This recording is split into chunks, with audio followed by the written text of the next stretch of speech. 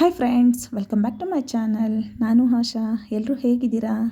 ಚೆನ್ನಾಗಿದ್ದೀರಾ ಅಂತ ಅಂದ್ಕೊಳ್ತಾ ಇದ್ದೀನಿ.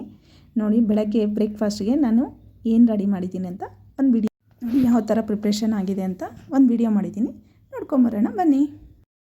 ಲೈಕ್ ಮಾಡಿ, ಶೇರ್ ಮಾಡಿ, ಕಾಮೆಂಟ್ ಮಾಡಿ ಫ್ರೆಂಡ್ಸ್, ಸಬ್ಸ್ಕ್ರೈಬ್ ಮಾಡ್ಕೊಳ್ಳಿ.